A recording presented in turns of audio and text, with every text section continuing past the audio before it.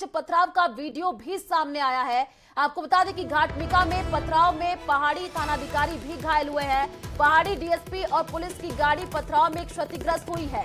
करीब 1 घंटे तक पुलिस पर यहां पर पथराव किया गया था और पुलिस ने केस दर्ज करके 2 आरोपियों को अरेस्ट कर लिया है। पथराव के दौरान खेतों में भागते हुए सभी पुलिसकर्मी दिखे। घाटमिका गांव में कल मंत्री जाहिदा खान का विरोध हुआ था। तो देखिए, करीब 1 घंटे तक यहां पर पुलिस पर पथराव किया गया। पुलिस ने 2 आरोपियों को अरेस्ट कर लिया है। मंत्री जाहिदा खान का विरोध देखने को मिला है।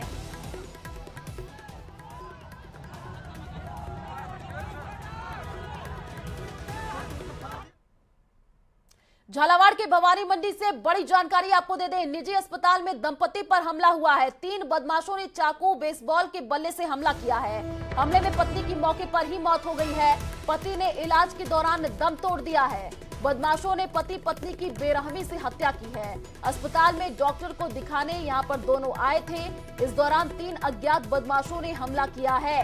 पुलिस की कई टीमें अब बदमाशों की तलाश में जुटी हुई हैं। तो पति पत्नी की बेरहमी से हत्या कर दी गई है। ये बड़ी जानकारी आपको दे रहे हैं झालावाड़ के भवानी मंडी से। ये बड़ी जानकारी, जहां पर निजी अस्पताल में दंपति पर हमला किया गया है और उसके बाद से 3 बदमाशों ने चाकू बेसबॉल के बल्ले से ये हमला किया है और हमले में महिला की मौके पर ही मौत हो गई है। अब इस पूरे मामले की जांच पड़ताल भी की जा रही है। पति ने इलाज के दौरान दम तोड़ दिया है। बदमाशों की तलाश में पुलिस जुटी हुई है। तो अस्पताल में डॉक्टर को दिखाने ये दोनों आए थे, तभी देखिए ये इन पर हमला हुआ है। पुलिस की कई टीमें अब बदमाशों की तलाश में जुटी हुई हैं। झालावाड़ के भवानी मंडी से ये बड़ी जानकारी आपको दे रहे हैं, जहां पर निजी अस्पताल में दंपति पर हमला किया गया है।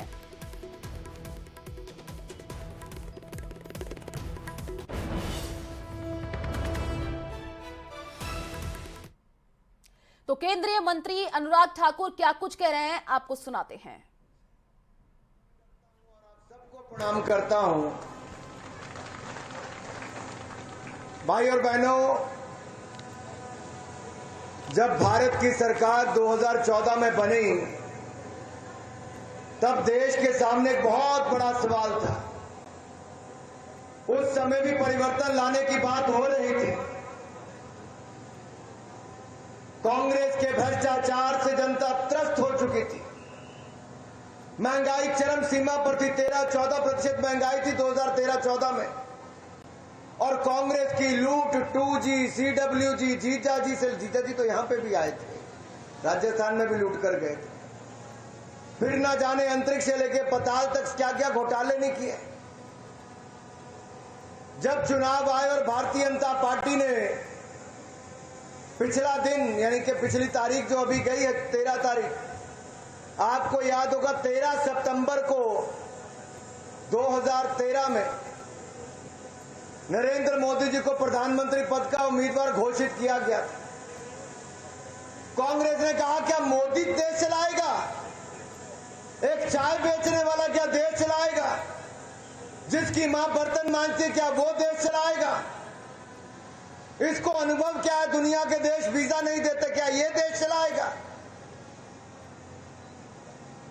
कांग्रेस के लोग इतना गिर गए थे कि कभी नीच कहा, कभी बिच्छू कहा, कभी सांप कहा, कभी मौत का सौदागर कहा और कभी चाय बेचने वाला कहा।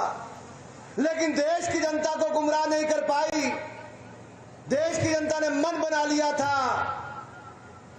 कि देश बेचने वाली कांग्रेस को नकार दिया, ईमानदार चाय बेचने वाले मोदी को देश का प्रधानमंत्री बना दिया।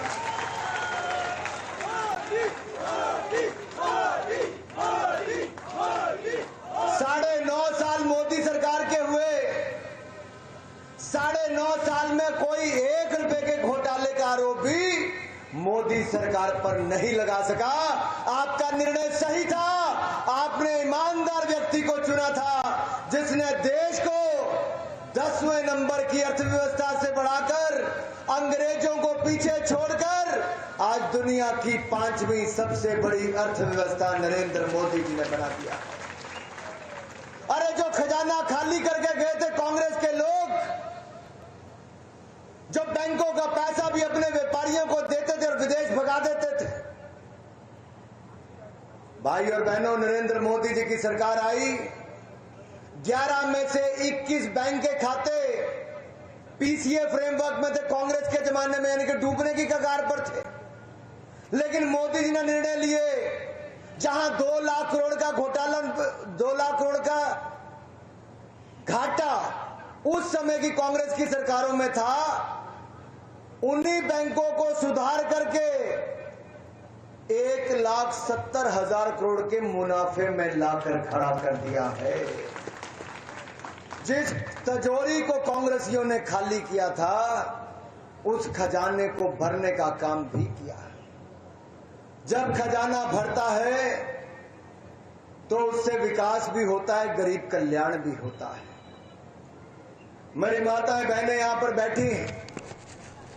माताओं बहनों,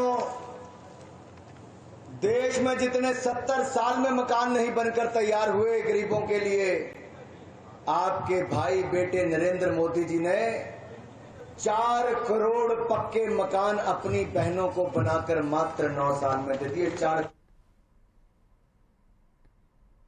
तो अभी आप सुन रहे थे केंद्रीय मंत्री अनुराग ठाकुर को, जो कि अपना संबोधन दे रहे थे और अपने सरकार में जितने भी कामकाज है उनको उन्होंने गिनाया और साथ ही विपक्ष पर जमकर बरसते हुए नजर आए। चलिए फिलहाल